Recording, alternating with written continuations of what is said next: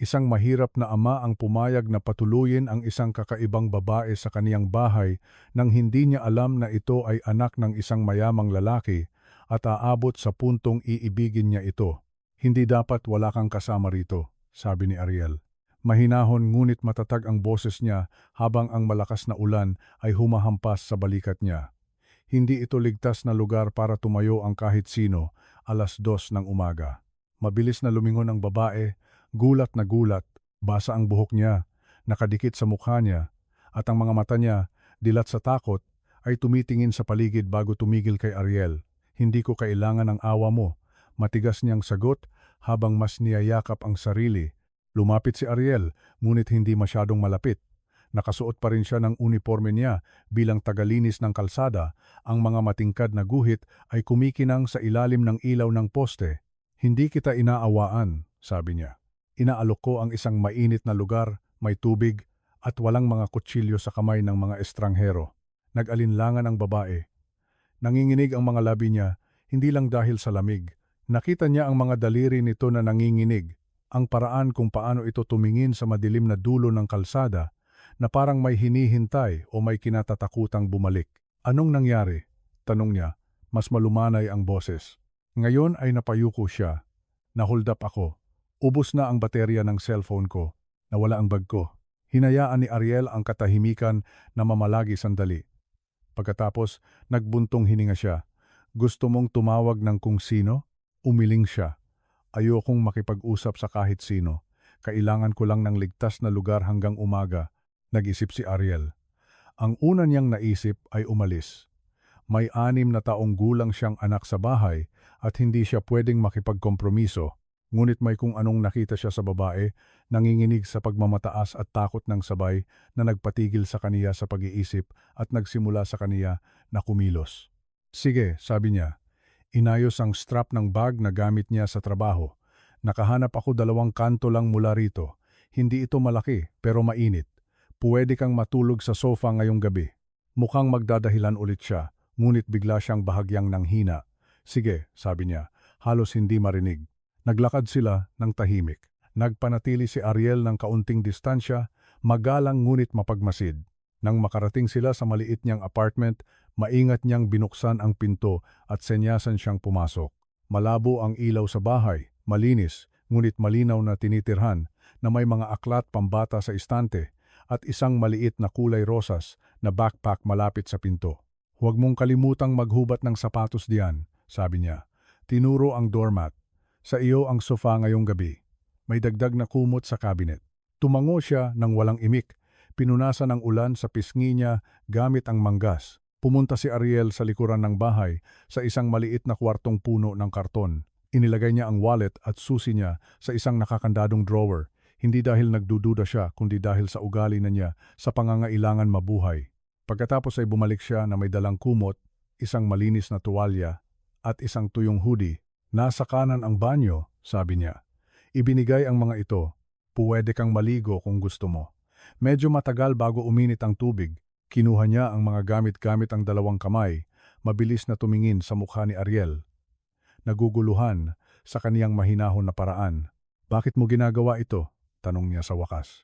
Hinaplos ni Ariel ang likod ng kaniyang ulo. Kasi mukhang kailangan mo ng tulong.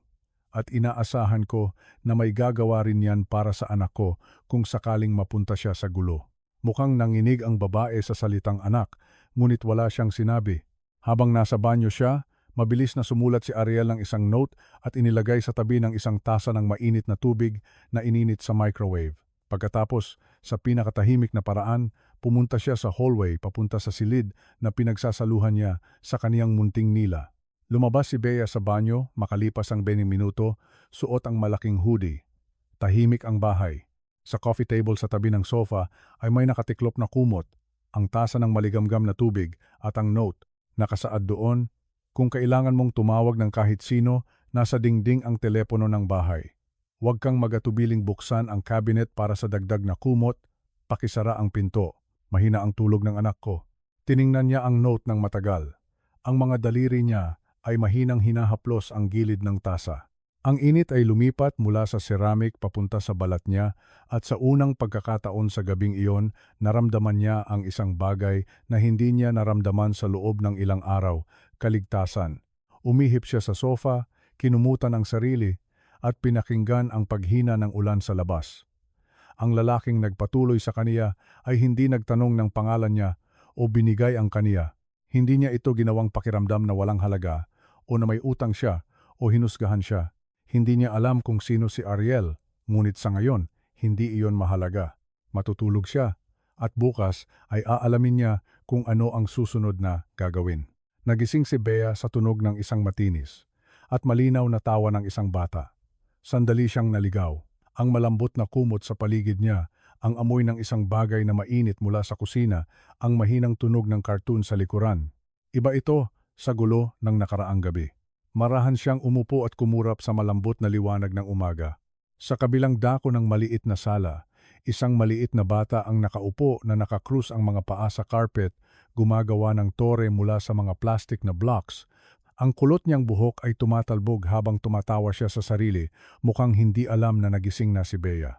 "Magandang umaga," sabi ni Bea, nang mahina, magaspang ang boses. Tumingala ang bata, nagniningning ang mukha sa kuryosidad. "Hello, ikaw ba yung prinsesa na natulog sa sofa namin?" Masayang sabi. Kumukurap si Bea. "Pasensya na, Nila ang pangalan ko," sabi ng bata nang may pagmamalaki. "Sabi ni Papa, may mabait na ate ang tumuloy kasi giniginaw at nabasa siya ng ulan. Ikaw ba iyon?"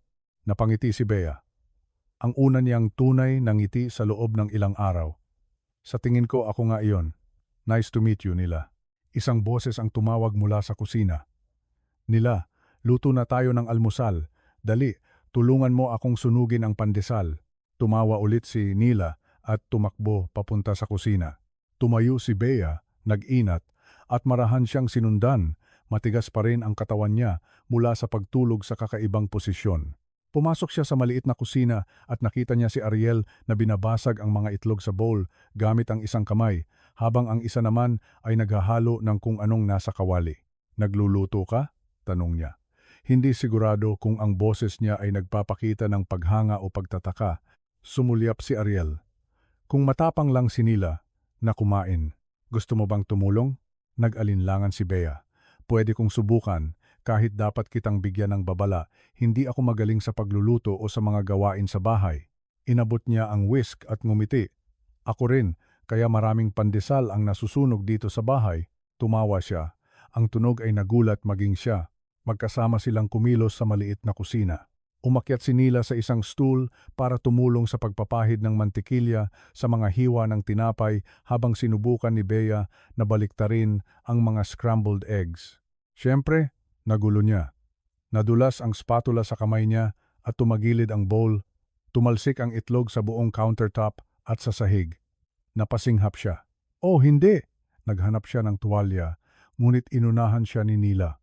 Inabot ng bata ang isang paper towel na may ngiti. "Okay lang po, nagtatapon din si Papa palagi." Tiningnan siya ni Bea sandali, pagkatapos ay naputol sa isang tunay na tawa.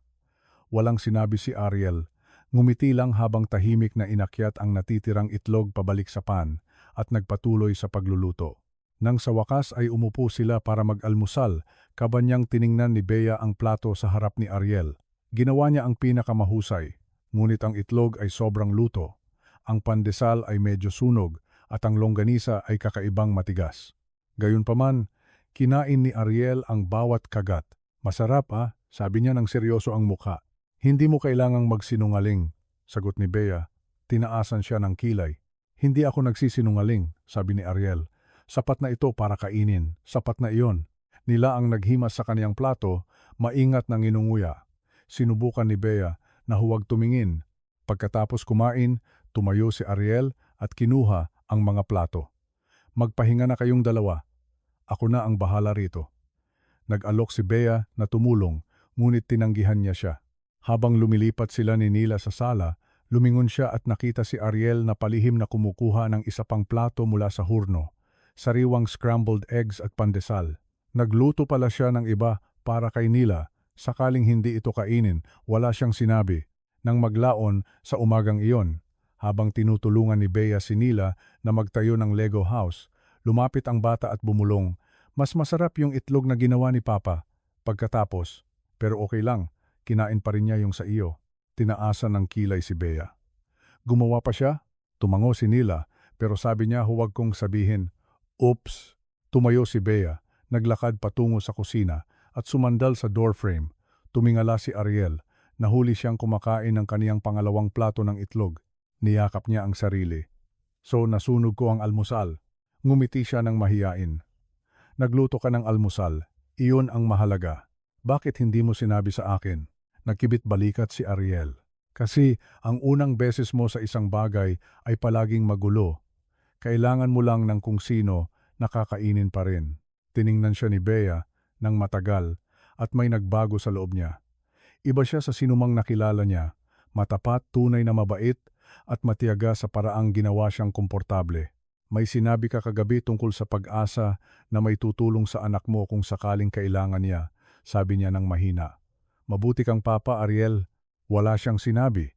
Ngumiti lang ng bahagya at bumalik sa kaniyang itlog nang maglaon habang naghuhugas ng pinggan, kaswal na nagsalita si Ariel. May laundromat sa ibaba ng kalsada. Kaibigan ko ang nagmamay-ari. Pwede akong magtanong kung kailangan nila ng tulong kung magtatagal ka rito sa bayan. Nag-alinlangan si Bea. Siguro. Kailangan kong kumita ng pera habang naghihintay ako ng mga papers.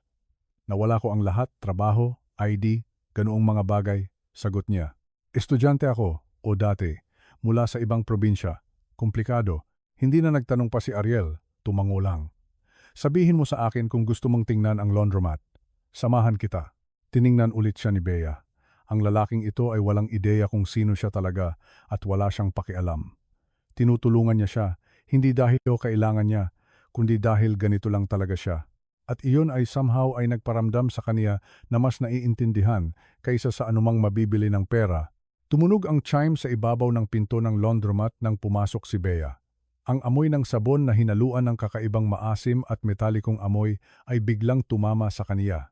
Nagkakabangga ang mga makina, umaapaw ang mga laundry basket at ang hangin ay mainit kahit na mabigat. Isang babae sa likod ng counter ang halos hindi tumingala. Kaibigan ka ba ni Ariel? Tanong niya. Tumango si Bea. Inabot ng babae ang isang apron. Umpisa na ang shift mo. At ganoon kabilis, nagkaroon siya ng trabaho. Pagsapit ng tanghali, masakit na ang likod ni Bea. Pula na ang mga kamay niya sa sabon at fabric conditioner at dalawang customer na ang nakipag-away sa kaniya. Sabi ng isa ay pinagliit niya ang sweater nito. Ang isa naman ay inabot sa kaniya ang 3 sako ng basang damit at sinabing, inaasahan ko ito bago mag-alas 5, bago umalis. Tiningnan niya ang orasan. 3 oras lang. Huling hapon, nasa likuran siya ng laundromat, nakasandal sa dingding, may mantsa ang apron at pulang-pula ang pisngi. Ang cellphone niya na wala pa ring baterya ay walang silbi sa bulsa ng coat niya. Tiningnan niya ang dumpster sa harap niya at naisip na umalis. Pabalik sa bahay ampunan, pabalik sa anumang bagay maliban dito. Nang bumalik siya sa bahay ni Ariel ng gabing iyon, wala siyang sinabi. Ibinagsak lang ang bag niya, umupo sa gilid ng sofa at naghuba ng sapatos. Napangiwi sa mga blister sa sakong niya. Napansin iyon ni Ariel, ngunit hindi nagtanong. Kinaumagahan, nagising si Bea at nakita ang isang pares ng malinis na puting sapatos sa tabi ng pinto. Walang tag, walang note, ngunit malinaw na hindi ito sa kaniya. Kinuha niya ang isa. Magaan, matibay, eksaktong sukat niya. Sa loob ng isang sapatos, isang maliit na piraso ng papel ang nakatiklop ng maayos. Nakasulat, naisip ko na mas karapat-dapat ang mga paa mo. Kung aalis ka, sana'y hindi ito sa kirot. Tumayo siya roon ng matagal, hawak ang mga sapatos at pagkatapos ay isinuot ang mga ito. Nang bumalik si Ariel mula sa kaniyang shift sa gabi, nasa kusina siya, kalahati na sa paggawa ng pandesal. Hindi ka umalis? Sabi niya. Halos, sagot niya. Pero gumana ang sapatos na nagparamdam ng pagkakasala mo. Ngumiti si Ariel. Hindi iyon para maramdaman mo ang pagkakasala. Hindi iyon para sabihin sa iyo na may option ka, iyon lang. Nang maglaon sa linggong iyon, nagreklamo ulit siya pagkatapos tiklupin ang tila walang katapusang tambak ng tuwalya. Wala pa akong ganito kapagod, bulong niya. Hinihimas ang leeg niya. At dati, Ang yoga ay mahirap na para sa akin. Tumingala si Ariel mula sa laundry bag na inaayos niya. Ngayon, kumikita ka ng isang bagay na tunay. Binigyan niya siya ng pagod na tingin. Ang ibig mong sabihin ay sakit ng likod? Ang ibig kong sabihin ay ang kalayaan na mabuhay mula sa sarili mong pagsisikap. Kahit madumihan ang mga kamay mo, iyo iyan. Walang pwedeng kumuha niyan sa iyo. Hindi agad sumagot si Bea, ngunit nanatili sa kaniya ang mga salitang iyon. Nang Biyernes na iyon, nakatanggap ang laundromat ng malaking order mula sa isang lokal na hotel. Kailangan nilang labhan, patuyuin, at tiklupin ang mahigit 100 na bedsheet at uniforme para sa umaga. Nanatili si Bea para tulungan si Ariel na tapusin ang trabaho. Nagtatrabaho sila hanggang lagpas hating gabi. Ang maliwanag na ilaw ay umuugong sa itaas nila. Tahimik na nagtitiklop si Ariel, mabilis at may kasanayan. Hirap si Bea na sumabay. Madalas niyang kailanganin ng 3 beses na ulitin ang pagtiklop ng parehong shirt bago maging tama. Bandang 2:00, mabigat nilang ikinarga ang malinis na damit sa likuran ng lumang sasakyan ni Ariel. Wala akong pakiramdam sa mga daliri ko, daing ni Bea habang umakyat sa passenger seat. Mamimiss mo iyan kapag wala na, sagot ni Ariel nang walang emosyon, sinindihan ang makina. Nagmaneho sila sa tahimik na mga kalsada, nag-iwan ng mga pakete sa ilang bahay. Tahimik ito sa isang kakaibang paraan, halos nakakaaliw. Ang katahimikan sa pagitan nila ay hindi nakakailang, ito ay madali. Sa isang tigilan, inabot ni Ariel kay Bea ang isang maliit na laundry bag. Iwanan mo ito sa pinto. Bahay number 15, yung may ilaw sa porch. Tumango si Bea at lumabas. Inilagay niya ang bag sa step at tumalikod. Ngunit sa sandaling iyon, namatay ang ilaw sa porch at isang malaking aso ang sumugod mula sa likod ng bakod, tumatahol at tumatakbo papunta sa kaniya. Sumigaw si Bea at natisod pabalik, napilipit ang bukong-bukong niya sa kurbada. Nahulog siya sa semento ng malakas, nagasgas ang palad niya sa concrete. Bumagsak ang pinto ng sasakyan. Tumakbo na si Ariel papunta sa kaniya. Naabutan niya siya nang biglang tumigil ang aso, tumatahol ng ligaw. Pumagitna si Ariel sa kanila, nakaunat ang mga braso niya at sumigaw, "Bumalik!" Ang aso, nagulat, ay bumalik sa bakuran. Binuhat ni Ariel si Bea bago pa ito magreklamo. "Sinabi ko sa iyong maghintay ka sa sasakyan." Sigaw niya habang binabalik siya. Akala ko kaya ko ang isang laundry bag, bulong niya, hawak ang pulso niya. Maingat niya siyang inilapag sa loob ng sasakyan at isinara ang pinto. Ngina, Bea," sabi niya, hinaplos ang muka. "Sinabi ko sa iyong manatili ka." "Gasgas lang ito." "Wala akong pakialam sa gasgas." Putol niya, magaspang ang boses. "May pakialam ako na sana'y hindi ka nasaktan nang malubha." "Ano ang iniisip mo?" Hindi pa niya ito nakitang ganito. Galit, tunay na galit, ngunit sa ilalim niyon ay may iba pa, takot. Tiningnan niya siya sandali at pagkatapos ay napuno ng luha ang mga mata niya, hindi dahil sa sakit sa bukong-bukong niya, kundi dahil sa biglaan at malaking pagbaha ng emosyon. "Wala pang sumisigaw sa akin dahil natatakot sila para sa akin," bulong niya. Sumandal si Ariel, kumalma ang tensyon sa balikat niya. "Well," sabi niya ng mahina, "nasa maling bahay ka." Pinunasan ni Bea ang pisngi niya at tumawa, isang basang, putol-putol na tunog. At sa unang pagkakataon, hindi na ito naramdaman na parang bahay, naramdaman itong parang iba pa, isang bagay na malapit sa tahanan. Nagtitiklop ng tuwalya si Bea sa likod ng counter nang madulas ang kuwintas niya. Ito ay isang manipis na kadena na ginto, maselan at elegante, na may isang asul na bato na kumukuha ng liwanag na parang isang patak ng asul na apoy. Itinago niya ito sa loob ng isang bulsa ng duffel bag niya, balot sa isang lumang medyas. Umaasang hindi na makita ulit, ngunit somehow ay nakarating ito sa laundromat nang hindi sinasadya. Napatigil siya sa sandaling nakita niya ito sa ibabaw ng tambak ng puting labada. Bago niya ito abutin, dumaan si Ariel, tumigil at tumingin. Ang mga mata niya ay tumigil sa kuwintas. Sandali siyang walang sinabi. Pagkatapos ay dahan-dahan siyang tiningnan. Napigil niya ang hininga niya. "Iyan," sabi niya ng mahina. "Hindi iyan isinusuot ng isang estudyanteng walang pera." Nag-alinlangan si Bea. Pagkatapos ay yumuko at mabilis na kinuha ang kuwintas. Isinilid ito sa bulsa sa likuran. "Nakalimutan ko na nandoon," bulong niya. "Sino ka?" tanong ni Ariel, mahina ang boses. Hindi sumagot si Bea. Umatras si Ariel. Ang mukha niya ay tumigas. Sino ka talaga? Nahirapan si Bea na lumunok. Ang katahimikan ay mas malakas kaysa sa anumang sigaw. Ako ang isang umalis sa isang mundo kung saan ang lahat ay may presyo, maliban sa pag-ibig, sabi niya sa wakas. Iyon lang ang kailangan mong malaman. Tinitigan niya siya ng matagal. Nagsinungaling ka sa akin. Hindi ako nagsinungaling. Nagtanggal ako ng mga bagay. Bumaba ang boses ni Ariel. Pareho iyon. Nanginginig ang mga labi ni Bea. Ngunit tumalikod siya. Nanginginig ang mga kamay niya. Alam mo ba kung ano ang mabantayan bawat sandali ng buhay mo? Sabihan kung sino ang mahalin, saan pupunta, kung ano ang maging. Hindi, sabi ni Ariel. Ngunit alam ko kung ano ang maging tapat sa isang taong hindi. Nakatayo sila roon ng tahimik. Ang ugong ng mga makina, ang tanging tunog sa pagitan nila. Naramdaman ni Bea ang pagdating ng luha, ngunit tumanggi siyang hayaan itong tumulo. Bago pa man makapagsalita ulit ang kahit sino sa kanila, bumukas ang pinto. Isang lalaki na may leather jacket at baseball cap ang pumasok, nagpapakita ng isang smartphone. Ang mga mata niya ay tumigil kay Bea. Ayan na siya, bulong niya. Itinaas ang kamera niya. Naputol ang hininga ni Bea. Kumuha ng litrato ang lalaki.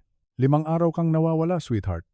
Inaalok ang daddy mo ng malaking halaga para malaman kung nasaan ka nagtatago. Umusad si Ariel. Hoy, labas dito. Kalma dude, ginagawa ko lang ang trabaho ko. Sabi ng lalaki, kumukuha ng isa pang litrato. Umatras si Bea. Lumalaki ang takot sa dibdib niya. Mabilis na kumilos si Ariel, hinawakan ang braso ni Bea at iginiya siya patungo sa likod na labasan. Umalis ka na ngayon.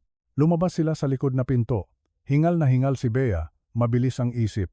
Hindi tumigil si Ariel sa pagtakbo hanggang makarating sila sa sasakyan niya. Si Nila? Hingal ni Bea. Nasa eskwelahan siya. Kukunin ko siya. Sa loob ng 1 oras, nasa bisig na ni Ariel si Nila, naguguluhan at inaantok. Binigyan siya ni Ariel ng juice at ikinabit sa likod na upuan ng sasakyan. Tahimik na nanood si Bea, tulala, habang dinala sila ni Ariel hindi sa bahay, kundi sa katabing bahay, sa kapitbahay niya, si Aling Celia. Ilalagay siya rito, sabi ni Ariel. Pinagkakatiwalaan mo siya? Nang buong buhay ko, sabi ni Ariel. Matatag ang boses. Binuksan ni Aling Celia ang pinto bago pa siya makakatok, tumango ng tahimik. Pumasok ka, aalagaan ko ang munti. Yumuko si Ariel at hinalikan ang noo ni Nila. Makikipagtulog ka kay Lola Celia sandali. Okay. Parang sleepover? Tumango si Nila. Okay, Papa. Tumayo si Ariel, huminga ng malalim at humarap kay Bea. Tara na. Umalis sila sa subdivision nang hindi nag-uusap hanggang sa nasa labas na sila ng bayan. Tinitigan siya ni Bea ng tahimik. Ang pagkakasala at pasasalamat ay naglalaban sa dibdib niya. Inilagay niya ang isang kamay sa manibela, ang isa ay nakapatong ng bahagya sa binti niya, ang mga daliri ay nagbabago. Napansin ni Bea noon, napunit ang manggas ng damit niya. Ang braso mo, sabi niya bigla. Anong nangyari? Tumingin siya sa pasa na nabubuo sa braso niya. Tinulak ako ng lalaki noong sinubukan kong harangan ang kamera niya. Bakit hindi mo sinabi? Nagkibit balikat si Ariel. Basta ligtas kayo ni Nila, kaya ko ang isang pasa. Tiningnan siya ni Bea. Muli, napuno ang mga mata niya. Sa sandaling iyon, may napagtanto siya. Hindi siya pinoprotektahan ni Ariel dahil kung sino siya, ginagawa niya iyon dahil kung sino si Ariel. Bumalik sila sa bahay pagkatapos ng paglubog ng araw. Nagpark si Ariel ng isang kanto ang layo para maging maingat, naghahanap ng mga kotse na hindi pag-aari. Tahimik na umupo si Bea sa tabi niya, kaba ang mga nerve niya. Patay ang ilaw sa porch. May mali. Senyasan siya ni Ariel na manatili sa sasakyan, ngunit binuksan na ni Bea ang pinto. Okay lang, sabi niya. Kung may dumating, kailangan ko itong harapin. Sabay silang naglakad patungo sa bahay at pagkatapos ay nakita nila isang makinis. Itim na kotse ang nakatayo sa harap ng driveway, makintab sa ilalim ng ilaw ng poste. 2 lalaking nakaitim na suit ang nakatayo sa tabi ng porch. Bukas ang harap na pinto.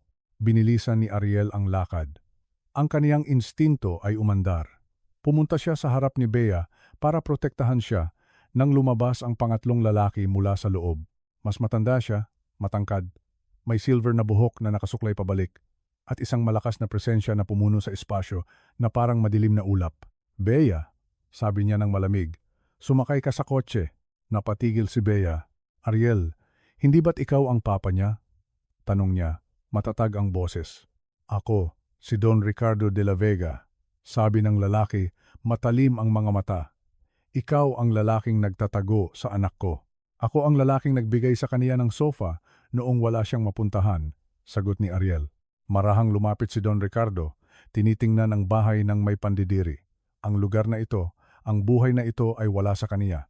Hindi mo pwedeng isipin na nababagay siya rito. Ginawa niya ang desisyon na iyon, sabi ni Ariel. Hindi, ginawa ko. Hindi mo siya pwedeng pigilan dito. Wala akong pinipigilan, sabi ni Ariel. Mas matigas ang boses ngayon.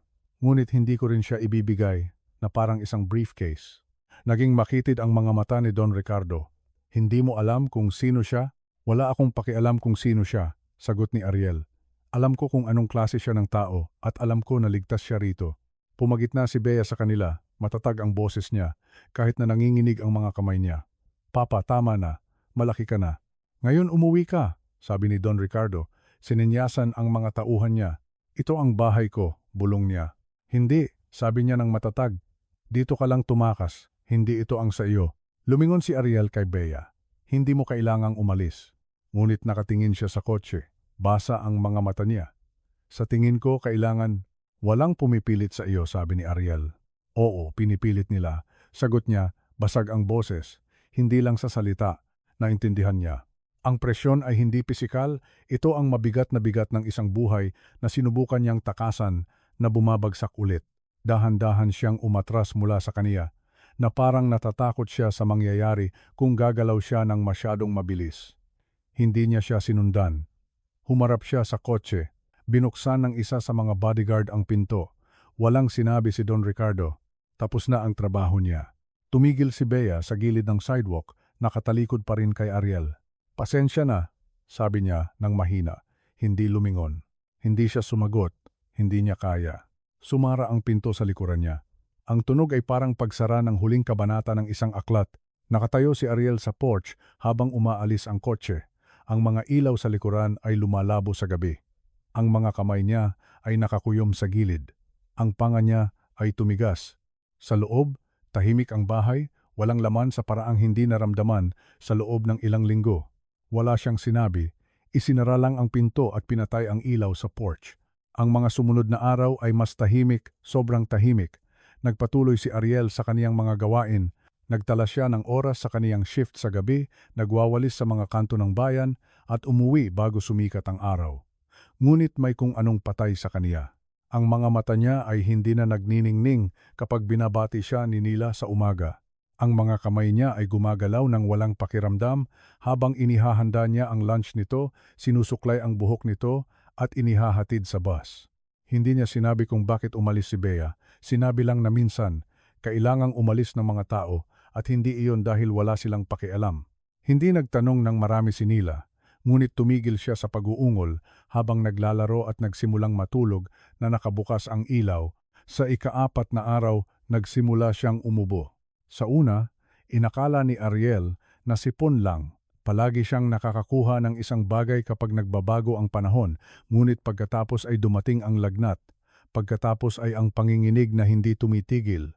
Kahit sa ilalim ng 3 kumot, pagsapit ng hating gabi, siya ay nagliliyab.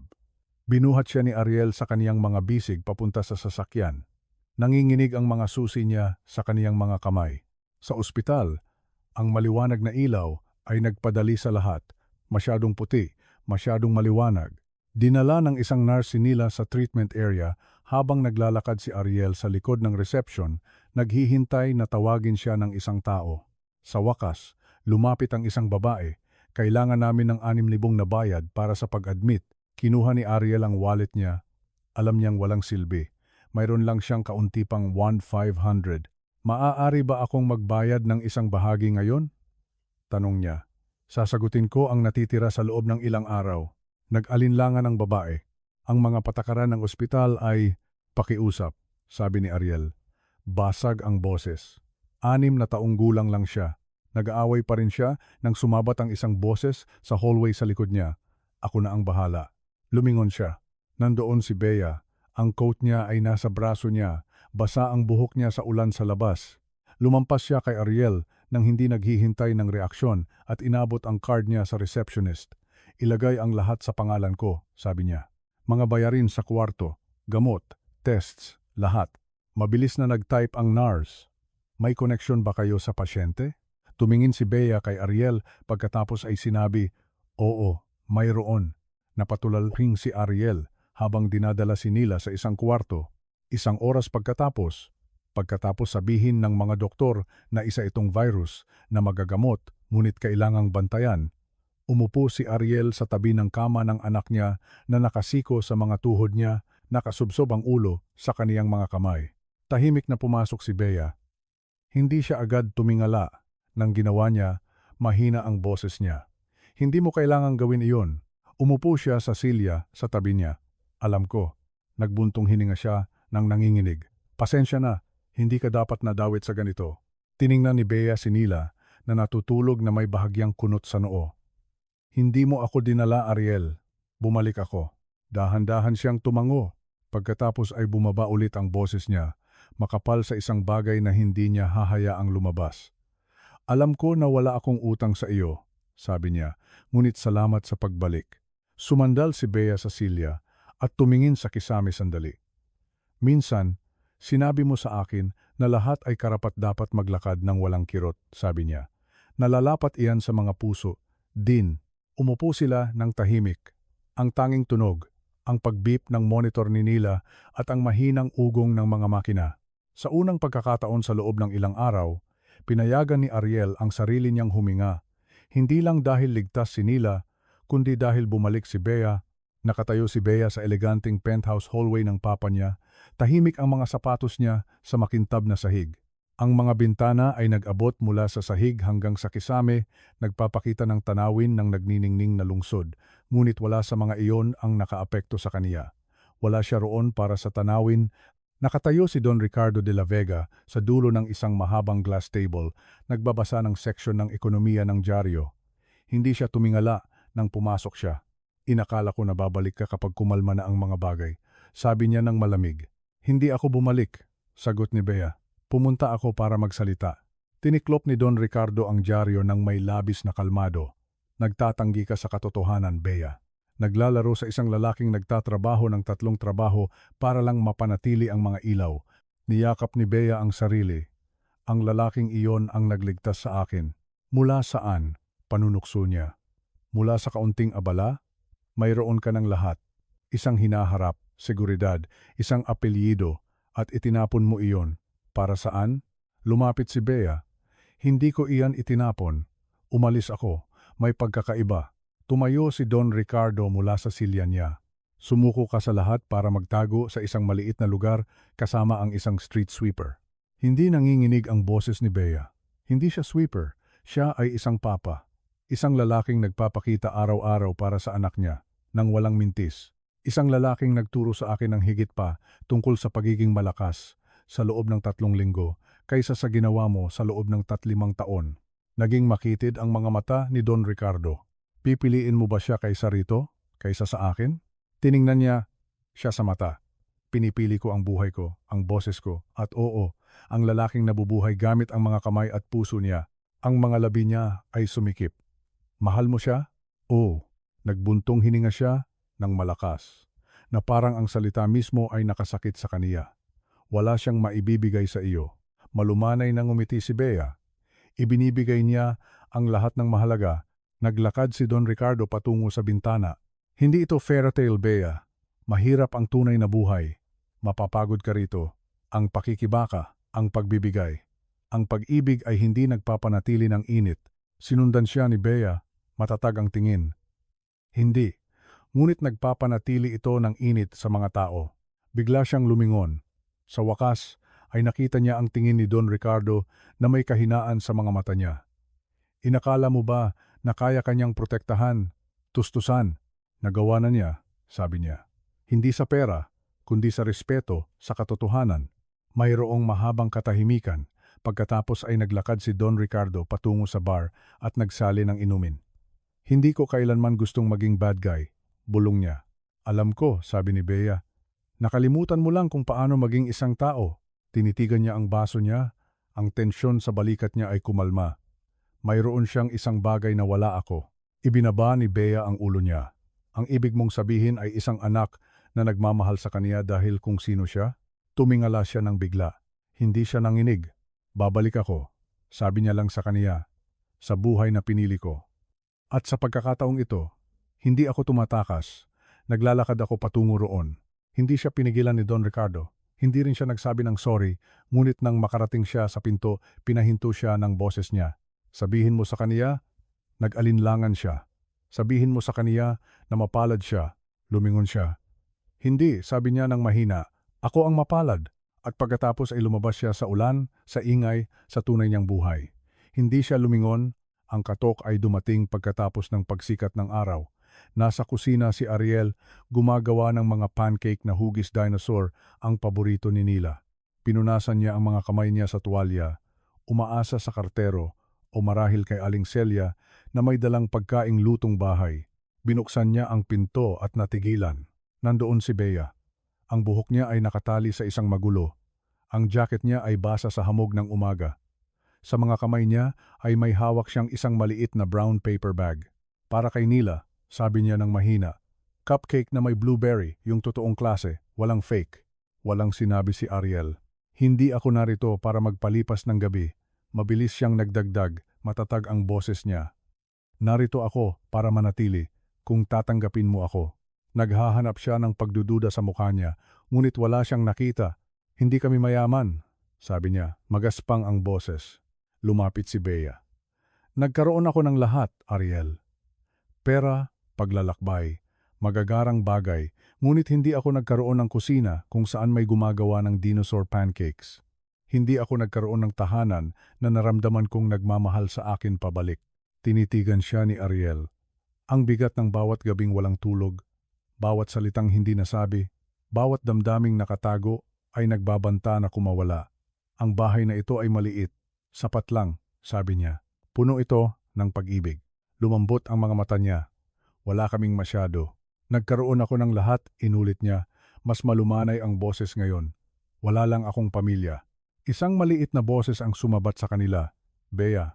Lumingon silang dalawa para makita si Nila na nakatayo sa pinto. Hinihimas ang mga mata niya. Lumuhod si Bea. Hello, araw ko. Nagdala ako ng cupcakes. Tumakbo si Nila sa kaniya. Ang mga braso niya ay mahigpit na yumakap sa leeg niya. Dito ka na forever? Tumingin si Bea kay Ariel. Tumango siya. Ngumiti siya sa pamamagitan ng mga luha. Oo, sweetheart, forever ay maganda.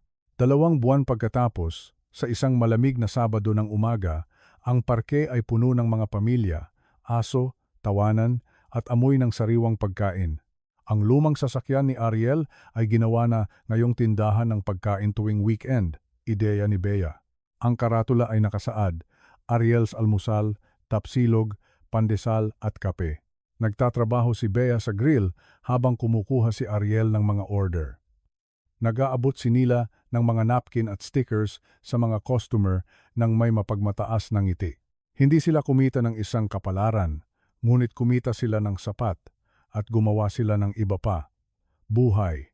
Binaliktad ni Bea ang isang pancake at nahuli si Ariel na nakatingin sa kaniya. Ngumiti siya at tahimik na nagsalita, salamat. Ngumiti siya pabalik. Sa unang pagkakataon sa buhay niya, hindi niya kailangan ng palasyo para maging reyna. Kailangan lang niya sila. Minsan ang pinakamahusay na buhay ay hindi itinatayo sa pera, kundi sa kabaitan, katapatan at tapang na piliin ang pag-ibig kaysa sa takot. Walang maiaalok si Ariel, kundi isang sofa, isang tasa ng mainit na tubig at isang tahimik na puso na puno ng paggalang sa sarili. At iyon mismo ang kailangan ni Bea para mahanap ang tanging bagay na hindi kailanman na ibigay sa kaniya ng mundo niya, isang tahanan,